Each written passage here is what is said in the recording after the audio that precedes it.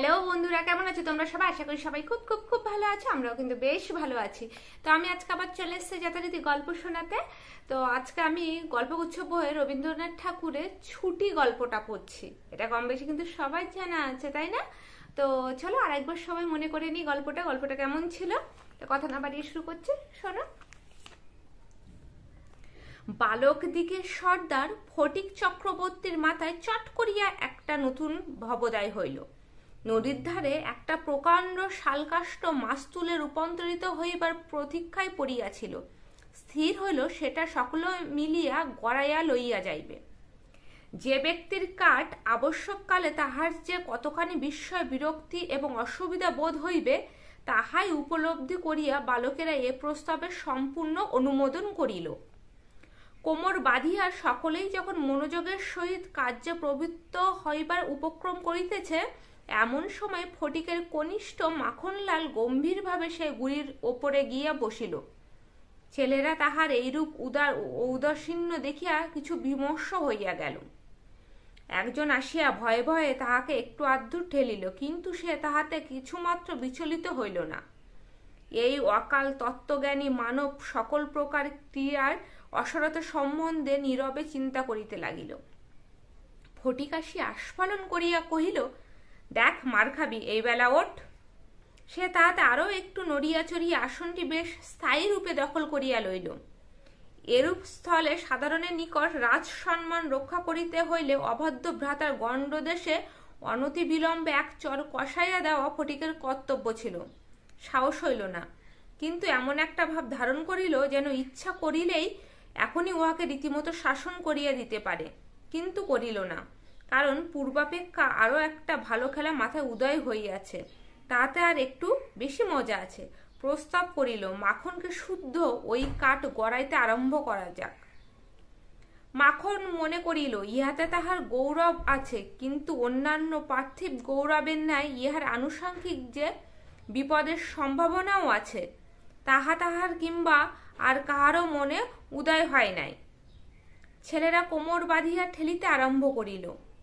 মারে ঠেলা হেইস, সাবাস জোয়ান, হেইও। গুড়ি এক পা ঘুরিতে না ঘুরিতেই মাখন তাহার গাম্ভীর্য, গৌরব এবং তত্ত্বজ্ঞান সমেত ভূমিসাৎ হইয়া গেল। খেলার আরম্ভই এইরূপ আশাতীত ফললাভ করিয়া অন্যান্য বালকেরা বিশেষ হৃষ্ট হইয়া উঠিল, কিন্তু ফটিক কিছু শশব্যস্ত হইল। মাখন তৎক্ষণাৎ ভূমিশয্যা ছাড়িয়া ফটিকের ওপরে গিয়া পড়িল, একেবারে অন্ধভাবে মারিতে লাগিল। তাহার নাকে মুখে আঁচড় কাটিয়ে কাঁদিতে কাঁদিতে গৃহাভিমুখে গমন করিল। খেলা ভাঙিয়া গেল। ফটিক গোটা কত কাশ উৎপাটন করিয়া লইয়া একটা অর্ধ নির্মগ্ন নৌকার গলুইয়ের ওপর চড়িয়া বসিয়া চুপচাপ করিয়া কাশের গোড়া চিবাইতে লাগিল। এমন সময় একটা বিদেশি নৌকা ঘাটে আসিয়া লাগিল। একটি অর্ধবয়সী ভদ্রলোক কাঁচা গোপ এবং পাকা চুল লইয়া বাহির হইয়া আসিলেন। বালককে জিজ্ঞাসা করিলেন, চক্রবর্তীদের বাড়ি কোথায়? বালক ডাটা চিবাইতে চিবাইতে কহিল, ওই হোতা, কিন্তু কোন দিকে যে নির্দেশ করিল কাহারও বুঝিবার সাধ্য রহিল না। ভদ্রলোকটা আবার জিজ্ঞাসা করিলেন, কোথা? সে বলিল, জানি না। বলিয়া পূর্ববৎ তৃণমূল হইতে রস গ্রহণে প্রবৃত্ত হইল। বাবুটি তখন অন্য লোকের সাহায্য অবলম্বন করিয়া চক্রবর্তীদের গৃহের সন্ধানে চলিলেন। অবিলম্বে বাঘাবাগদি আসিয়া কহিল, ফটিক দাদা, মা ডাকছে। ফটিক কহিল, যাব না। বাঘা তাকে বলপূর্বক আর কোলা করিয়া তুলিয়া লইয়া গেল। ফটিক নিষ্ফল আক্রোশে হাত পা ছুড়িতে লাগিল। ফটিককে দেখিবা মাত্র তার মা অগ্নিমূর্তি হইয়া কহিলেন, আবার তুই মাখনকে মেরেছিস?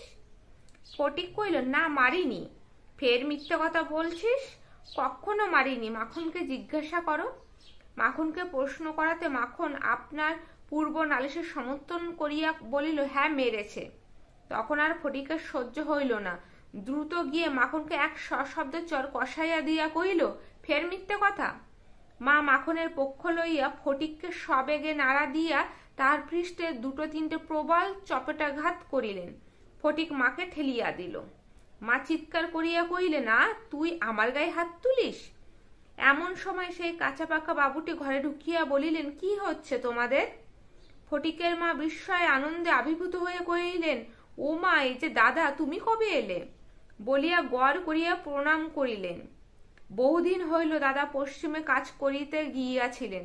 ইতিমধ্যে ফটিকের মার 2 সন্তান হইয়াছে, তাহারা অনেকটা বাড়িয়া উঠিয়াছে, তাহার স্বামীর মৃত্যু হইয়াছে, কিন্তু একবারও দাদার সাক্ষাৎ পায় নাই। আজ বহুকাল পরে দেশে ফিরিয়া আসিয়া বিশ্বম্বর বাবু তাহার ভাগিনীকে দেখিতে আসিয়াছেন। কিছুদিন খুব সমারোহ হয়ে গেল।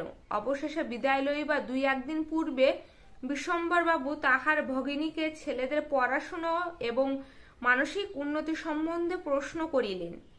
উত্তরে ফটিকের অবাধ্য উচ্ছৃঙ্খলতা, পাঠে অমনোযোগ এবং মাখনে সুশান্ত সুশীলতা ও বিদ্যানুরাগের বিবরণ শুনিলেন। তার ভগিনী কহিলেন, ফটিক আমার হাড় জ্বালাতন করিয়াছে। শুনিয়া বিশ্বম্বর প্রস্তাব করিলেন তিনি ফটিককে কলকাতায় লইয়া গিয়া নিজের কাছে রাখিয়া শিক্ষা দিবেন। বিধবা এ প্রস্তাবে সহজেই সম্মত হইলেন। ফটিককে জিজ্ঞাসা করিলেন, কেমন রে ফটিক, মামার সঙ্গে কলকাতায় যাবি? ফটিক লাফাইয়া উঠিয়া বলিল, যাব। যদিও ফটিককে বিদায় করিতে তাহার মায়ের আপত্তি ছিল না, কারণ তাহার মনে সর্বদাই আশঙ্কা ছিল কোন দিন সে মাখনকে জলেই ফেলিয়া দেয় কি মাথা ফাটায়, কি একটা দুর্ঘটনা ঘটায়। তথাপি ফটিকের বিদায় গ্রহণের জন্য এত দৃশ্য আগ্রহ দেখিয়া তিনি ঈষৎ ক্ষুণ্ণ হইলেন। কবে যাবে, কখন যাবে করিয়া ফটিক তাহার মামাকে অস্থির করিয়া তুলিল। উৎসাহে তার রাত্রে নিদ্রা হয় না। অবশেষে যাত্রাকালে আনন্দের ঔদর্য বশত তাহার ছিপ ঘুড়ি লাটায় সমস্ত মাখনকে পুত্র পৌত্রাদিক্রমে ভোগ দখল করিবার পুরা অধিকার দিয়া গেল। কলিকাতায় মামার বাড়ি পৌঁছাইয়া প্রথমত মামির সঙ্গে আলাপ হইল। মামি এই অনাবশ্যক পরিবার বৃদ্ধিতে মনে মনে যে বিশেষ সন্তুষ্ট হইয়াছিলেন তাহা বলিতে পারি না। তার নিজের 3টি ছেলে লইয়া তিনি নিজের নিয়মে ঘরকন্যা পাতিয়া বসিয়া আছেন। ইহার মধ্যে সহসা একটি 13 বৎসরের অপরিচিত অশিক্ষিত পাড়াগাঁয়ে ছেলে ছাড়িয়া দিলে কিরূপ একটি বিপ্লবের সম্ভাবনা উপস্থিত হয়। বিশ্বম্বরের এত বয়স হইল, তবু কিছুমাত্র যদি জ্ঞানকাণ্ড আছে। বিশেষত 13-14 বছরের ছেলের মতো পৃথিবীতে এমন বালাই আর নাই। শোভাও নাই, কোনো কাজেও লাগে না, স্নেহ উদ্বেগ করে না, তাহার সঙ্গ সুখও বিশেষ প্রার্থনীয় নহে। তাহার মুখে আধো আধো কথাও ন্যাকামি, পাকা কথাও জ্যাঠামি এবং কথা মাত্র প্রগল্ভতা। হঠাৎ কাপড় চোপড়ের পরিমাণ রক্ষা না করিয়া বেমানান রূপে বাড়িয়া উঠে লোকের সেটা তার একটা কুৎসি স্পর্ধাস্বরূপ জ্ঞান করে। তাহার শৈশবের লালিত্য এবং কণ্ঠস্বরে মিষ্টতা সহসা চলিয়া যায়। লোকে সেজন্য তাহাকে মনে মনে অপরাধ না দিয়ে থাকিতে পারে না। শৈশব এবং যৌবনের অনেক দোষ মাপ করা যায়, কিন্তু এই সময়ে কোনো স্বাভাবিক অনিবার্য ত্রুটিও যেন অসহ্য বোধ হয়। সেও সর্বদা মনে মনে বুঝিতে পারে পৃথিবীর কোথাও সে ঠিক খাপ খাইতেছে না। এই জন্য আপনার অস্তিত্ব সম্বন্ধে সর্বদা লজ্জিত ও ক্ষমাপ্রার্থী হইয়া থাকে। অথচ এই বয়সে স্নেহের জন্য কিঞ্চিত অতিরিক্ত কাতরতা মনে জন্মায়। এই সময় যদি সে কোনো সহৃদয় ব্যক্তির নিকট হইতে স্নেহ কিংবা সখ্য লাভ করিতে পারে, তবে তাহার নিকট আত্মবিকৃত হইয়া থাকে, কিন্তু তাহাকে স্নেহ করিতে কেহ সাহস করে না, কারণ সেটা সাধারণে প্রশ্রয় বলিয়া মনে করে। সুতরাং তাহার চেহারা এবং ভাবখানা অনেকটা প্রভুহীন পথের কুকুরের মতো হইয়া যায়। অতএব এমন অবস্থায় মাতৃভবন ছাড়া আর কোনো অপরিচিত স্থান বালকের পক্ষে নরক। চারিদিকে স্নেহশূন্য বিরাগ তাহাকে পদে পদে কাটার মতো বিধে।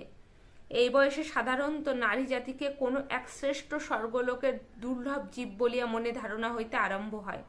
অতএব তাহাদের নিকট হইতে উপেক্ষা অত্যন্ত দুঃসহ বোধ হয়।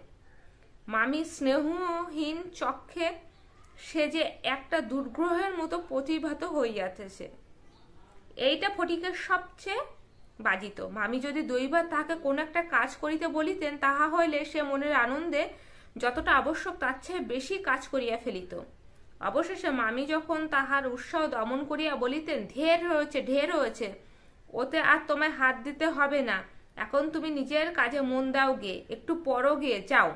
তখন তার মানসিক উন্নতির প্রতি মামির এতটা যত্ন বাহুল্য তাহার অত্যন্ত নিষ্ঠুর অবিচার বলিয়া মনে হইত।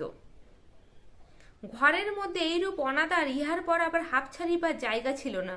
দেওয়ালের মধ্যে আটকা পড়িয়া কেবল তাহার সেই গ্রামের কথাই মনে পড়িত। তো বন্ধুরা, আজকে গল্পটা আমি এখানেই শেষ করছি। আর মনে হচ্ছে নেক্সট দিন গল্পটা পার্ট 2 এ আমি শেষ করে দিতে পারবো।